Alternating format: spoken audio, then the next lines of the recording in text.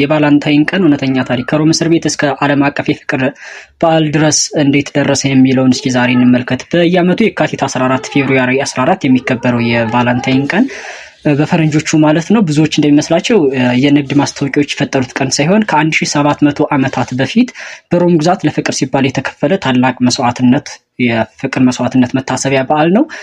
ይህም እንግዲህ በ3ኛው ክፍለ ዘመን የሮም ንጉስ የነበረው ዳግማዊ ክላውዲየስ ግዛቱን ለማስፋፋት ጠንካራ ሰራዊትን ይፈልግ ነበረ።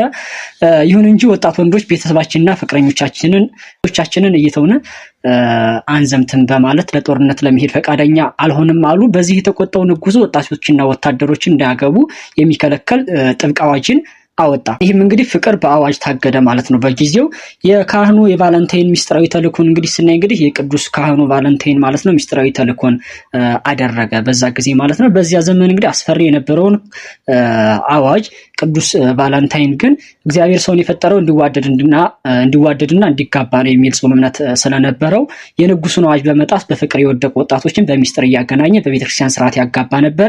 ይህ ድርጊቱ ብዙም ሳይቆይ ተሰማና በንጉሱ ወታደሮች ተይዞ ወደ ወህኒ ቤት ተወረወረ። ቅዱስ ቫለንታይን በእስር ቤት ውስጥ እያለ አስቴር የተባለች የእስር ቤቱ ጠባቂ ልጅ ጋር ተዋወቀ። ልጅቷ አይነ ስውር ነበረች።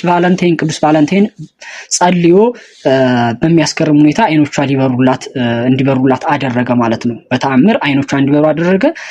ይህ ተአምር ታዲያ ጠባቂውና ቤተሰቡ ወደ ክርስትና እንዲመጡ ምክንያት ሆኗል ማለት ነው። በጊዜው ንጉስ ክላውዲየስ ታዲያ ቅዱስ ቫለንታይን ወደ ጣዖት አምልኮ እንዲመለስ ቢጠይቀውም እርሱ ግን ስለ ፍቅርና ስለ እምነቱ ጸና። በመጨረሻም የካቲት 14 ቀን እንዲገደል ንጉሱ ወሰነበት። ሊገደል ጥቂት ሰዓታት ሲቀሩት ታዲያ ለፈወሳት ልጅ የስንበት መልእክት ጻፈላት። በመልእክቱ መጨረሻ ላይ እንደዚህ የሚል ቃልን አስቀመጠ። ከቫለንታይን ወይም ደግሞ ፍሮም ዩር ቫለንታይን የሚል ፊርማን አኖረበት።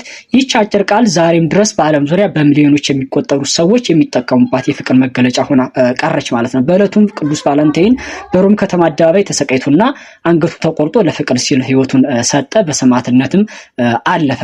በ496 ዓመተ ምህረት ታዲያ የሮም ሊቃነ ጳጳሳት የነበረው ማለት ነው ርዕሰ ሊቃነ ጳጳሳት ገላሲዮስ የቅዱስ የሞተበትን ቀን የካቲት 14 የቅዱስ ቫለንታይን መታሰቢያ ቀን አድርገው ሰየሙ። ዛሬ የምናከብረው ቫለንታይንስ ዴይ ስጦታ ከመለዋወጥ ባለፈ እንደ ቫለንታይን ለፍቅር ዋጋ መክፈልን፣ መተሳሰብና ታማኝነትን የምናስብበትም ቀን ነበር። እንደዚሁም ደግሞ ቅዱስ ቫለንታይን የሚባለው ሰው ማለት ነው የንጉሱን አዋጅ ሳይፈራ ወጣቶች እንዲጋቡ ያደርግበት የነበረው ስራን ያንን አስመልክቶ የተመሰረተ ነው እንጂ አሁን ላይ እንደምናስበው በዓለሙ ለፕሮሞሽን እና እንደዚሁም ደግሞ ለተለያዩ ፕሮግራሞች ማድመቂያ ለንግድ ታስቦ የተዘጋጀ ፕሮግራም ወይም ደግሞ መሰረቱን ደግሞ ንግድን መሰረት ያደረገ አልነበረም። መሰረቱ ቅዱስ ቫለንቲነስ ያደረገው ስራ